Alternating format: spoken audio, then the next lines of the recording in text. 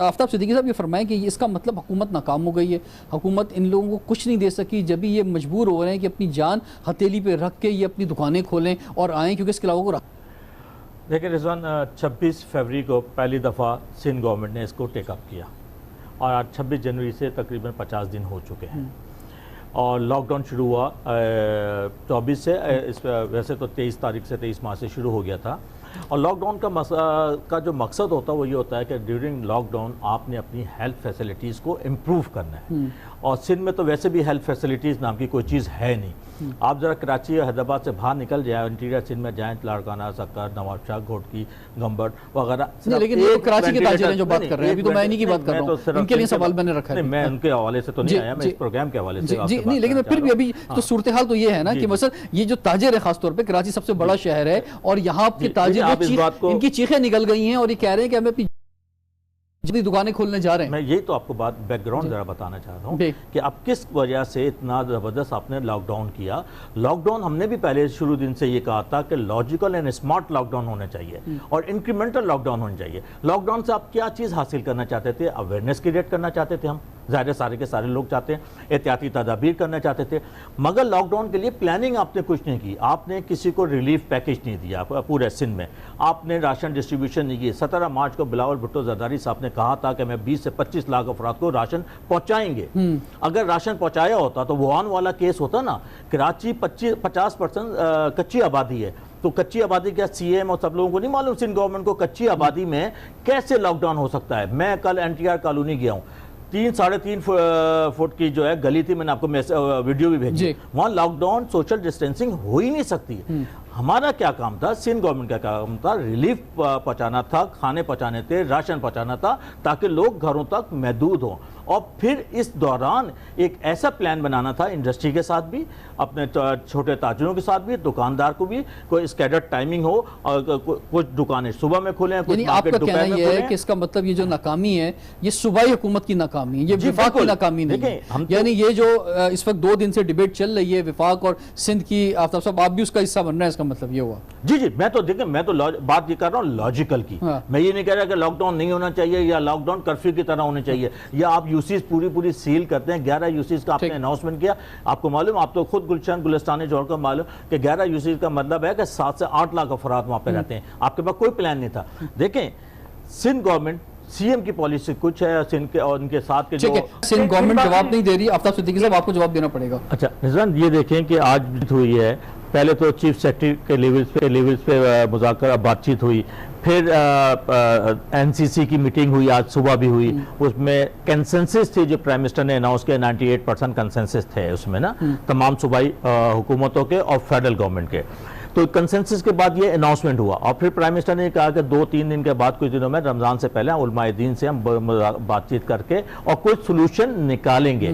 मेरा सवाल जो है मुर्तज़ा वहाब साहब से ये है कि आपने लॉकडाउन किया, आपने इनिशिएटिव लिया, आपकी तारीफ हुई, मगर उस पीरियड में आपने किया क्या? कितनी फैसिलिटेट किया कराची को? माशी जो इसका इम्पैक्ट आने वाला है, क्या आपने कुछ कैलकुलेट किया कि इकोनॉमिकल इम्पैक्ट क्या आएगा इस? फिर कल को आप खड़े होकर ये कह रहे होंगे कि आप एनएफसी के थ्रू हमारे पैसे दीजिए जो हमारा बनता है, वो तो आपको नहीं मिल पाएंगे, इसलिए कि कलेक्शन ही नहीं होगी। फिर आपने, चाहे वो ठेले वाला हो, चाहे बेकरी वाला हो, हजाम हो, छोटी छोटी दुकानें हो, रेस्टोरेंट, जो टेक अवे भी हो सकता था, जो होम डिलीवरी भी हो सकती थी, आपने उसको भी बंद कर दिया। आपने फिर इस तरह किया कि सुबह 9 से 5 तक, क्या 5 बजे के बाद क्या कर्फ्यू, आपने कर्फ्यू टाइप का माहौल क्रिएट कर दिया। क्या उस वक्त कोरोना नहीं हो सकते थे? आप मुर्तज़ा वहाब साहब मेरे साथ चलें कच्ची आबादियों में, चलें, कल आप भी चलिए, पहले भी एक दफ़ा ये कहते हैं, मैं बड़ा मशहूर उनका कि एक दफ़ा ये लेट्स क्लीन कराची में भी कहते हैं, चलें वहाँ पर चल के देखते हैं। लियारी चले मेरे साथ, औरंगी टाउन चलें, मच्छर कॉलोनी चलें, मेरे दिल्ली कॉलोनी चले, वहां लॉकडाउन नाम की कोई चीज ही नहीं है। लॉकडाउन सिर्फ हाईवे, मोटर और बड़ी बड़ी सड़कों पे, डिफेंस के लेफ्टन में है। बिजनेसेस आपने बंद कर दिए। आप सिर्फ ये बताइए कि इसका माशी इंपैक्ट क्या आएगा और लोग कैसे सरवाइव करेंगे। भूख अफलास, ऐसा ना हो कि कोरोना से को बचाते बचाते भूख अफलास से ज्यादा मर जाए। ओपीडी आपने बंद कर दी। हॉस्पिटल में आम आदमी जा नहीं सकता, सारे इन्फेक्टेड हैं, सारे हॉस्पिटल इन्फेक्शन है। ठीक है, क्वारंटीन सेंटर नॉर्मली ये होता है सारी दुनिया में क्वारंटीन सेंटर जो है ना उसको बाहर ले जाते हैं। लॉकडाउन का मकसद ये होता है आइसोलेशन को बाहर ले जाते हैं। आप फेडरल गवर्नमेंट की पॉलिसी देखें, जो लोग पाकिस्तानी बाहर फंसे हुए थे उनको लाया जा रहा है। मजदूरों के लिए जैसे अभी बात हो रही थी, अनाउंसमेंट हुआ, बैंक अभी हमने भी किया, हमने भी अप्लाई किया, सब लोग अप्लाई कर रहे हैं, वो इंसेंटिव मिल रहा है। 8 बिलियन डॉलर का इंसेंटिव दिया है सिंध गवर्नमेंट ने। मैं 8 अरब की नहीं बात कर रहा, वो तो जिसने भी कहा, जो भी मिनिस्टर वो जिम्मेदार है, या ऑनरेबल चीफ जस्टिस साहब ने कहा है, उनके पास भी तो कहीं से इत्तला पहुंची होगी, वो किसी के कहे लायक पे तो नहीं बात करेंगे। तो ये इनको बताना होगा कि राशन डिस्ट्रीब्यूशन, आप देखें पहले 58 करोड़ रुपए का अनाउंसमेंट किया, कितने डिस्ट्रिक्ट में, 29 डिस्ट्रिक्ट में 2-2 करोड़ रुपए दिए उन्होंने। 2 करोड़ एक डिस्ट्रिक्ट की जो आबादी है वो 40 से 45 लाख है सेंसस के हिसाब से, बगैर सेंसस के पहला फेज है, मगर सर उसमें आगे और दिए, वो तो अब फेजेस आएंगे, ठीक है जो भी है, इनसे ज्यादा तो हम लोगों ने डिस्ट्रीब्यूट कर दिया। ठीक, आफ्ताब सिद्दीकी साहब ये फरमाएं कि कंस्ट्रक्शन इंडस्ट्री जो इस पर प्राइम मिनिस्टर ने बहुत ज्यादा फोकस किया, तो आपका भी कंस्ट्रक्शन से बुनियादी तौर पर ताल्लुक है, तो आप क्या समझते हैं कि ट्रांसपोर्ट बंद है, लॉकडाउन सूरत हाल है, सोशल डिस्टेंस का एक बहुत ज्यादा इशू मौजूद है, लोगों के पास पैसे ही नहीं है, खाने को पैसे नहीं है, कंस्ट्रक्शन में कैसे लगाएंगे, तो क्या आप समझते हैं ये कुछ हो सकता है इसमें कंस्ट्रक्शन इंडस्ट्री में? लेकिन रिजवान इस बात को समझे कि सारा दुनिया में कारोबार बंद है। ठीक है, एयरलाइंस बंद हो चुके हैं, होटल्स बंद हो चुके हैं, ट्रैवल बंद है, एक्सपोर्ट हमारी जो है ना इस वक्त रुक चुकी है। आपका जो डॉलर एक्सपोर्ट के थ्रू आना था, मैं इसके साथ साथ व्यूअर्स को ये भी बताता जाऊं, जो आप जो फुटेज देख रहे हैं ये आफ्ताब सिद्दीकी साहब के हल्के के अंदर जो ये काम कर रहे हैं, इसकी फुटेज भी हम साथ साथ शेयर कर रहे हैं, क्योंकि एक सवाल ये उठ रहा है कि MNAs MPs काम कर रहे हैं या नहीं कर रहे हैं, वो राशन डिस्ट्रीब्यूट कर रहे हैं या नहीं कर रहे। आफ्ताब साहब, आप काफी हद तक, आपको प्राइम मिनिस्टर के कहने से पहले आप और आपके इलाके के जो MPs हैं वो काम कर रहे थे, हमने भी देखा, कवर किया उसको। तो इसी तरह से हम चाहते हैं कि पूरे पाकिस्तान के जो MNAs MPs हैं अपनी जिम्मेदारी समझें, सिंध में लोकल गवर्नमेंट सिस्टम भी मौजूद है, वो भी अपनी जिम्मेदारी समझे और निकलें। असल वक्त आपका निकलने का। जी, अपनी बात कंटिन्यू। मैं कह रहा था कि एक्सपोर्ट हमारी रुक चुकी है, सारी दुनिया में कोई अभी से कारोबार नहीं होता, जो डॉलर का इन्फ्लो होता वो रुक गया है। ठीक है, रेमिटेंसेस आपकी कम होने जा रही है, मिडिल ईस्ट से 40 से 50 हज़ार लोगों को फारिग कर दिया गया, जो इस वक्त उनको लाने के लिए तागोदौर हो रही है। आने वाले वक्त में इंटरनेशनली बिजनेस बहुत कम होगा अगले 6 महीने। कंस्ट्रक्शन इंडस्ट्री नहीं, वैसी मैं जो जनरल बात कर रहा हूं इंडस्ट्री का। अब जो प्राइम मिनिस्टर ने कंस्ट्रक्शन की बात कही, उसका बैकग्राउंड है, उसका बैकग्राउंड ये है कि सिर्फ लोकल डोमेस्टिक जो बिजनेस है ना उसको प्रमोट करना चाह रहे हैं। नहीं, लेकिन फौरी तौर पे आप समझते हैं कि कुछ सर्वाइवल मिलेगा, क्योंकि ट्रांसपोर्ट बंद है, कम्युनिकेशन थोड़ा मुश्किल हुआ है। देखिए, जब तक लोकल प्रोडक्ट्स को प्रमोशन नहीं होगा हमारी इकोनॉमी नहीं चल सकती। अब हमें 22 करोड़ की आबादी का ये मुल्क है, हमने लोकल प्रोडक्ट के ऊपर सुना है, एक्सपोर्ट के ऊपर अभी फिलहाल कुछ अर्से तक मसाइल रहेंगे। अच्छा, एक कंस्ट्रक्शन इंडस्ट्री को इसलिए आगे लाएं, आज प्राइम मिनिस्टर साहब ने खुद कहा है कि हमने बहुत सख्ती की थी और शनाख्ती कार्ड ये वो सारी रिस्ट्रिक्शन थी, मगर इस वक्त जो सूरत हाल है, इकॉनमी बिल्कुल बैठ चुकी है, तो हम ये चाह रहे हैं कि हर किस्म की इन्फ्लोस में आए और वहाँ से लोग काम करें।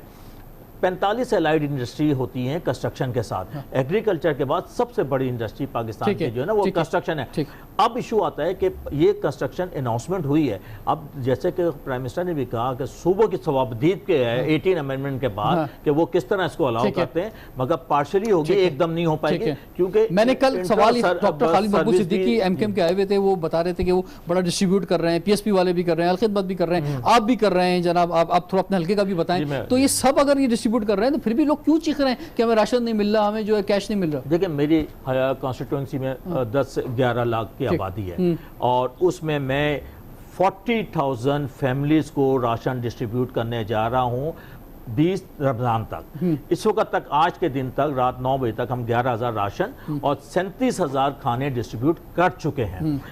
40,000 फैमिलीज का मतलब है मैं 2 लाख अफराद को कवर कर रहा हूँ और जो हम राशन दे रहे हैं वो 15 दिन का दे रहे हैं। और एक उसका प्रॉपर ट्रांसपेरेंट सिस्टम है, जो वार्ड लेवल से तंजीम है हमारी, वहाँ से वो लिस्टें आती हैं हमारे पास, उन लिस्टों को एक हमारा राशन डिस्ट्रीब्यूशन सेल बना हुआ है, उसमें हम नाम, टेलीफोन नंबर, CNIC, कैटेगरी से मुराद है कि मजदूर है, बेवा है, क्या है, नंबर ऑफ फैमिली मेम्बर्स, ये सारी चीज़ें हम चेक कर वहाँ से डिस्ट्रीब्यूट हो जाता है। और जो एक ऐप बनी है सिंध की, जिसको नान अजहर और कुछ लोग कर रहे हैं, उस ऐप में भी हम ये डेटा डाल रहे हैं, कोई भी आदमी आए उसको चेक कर सकता है।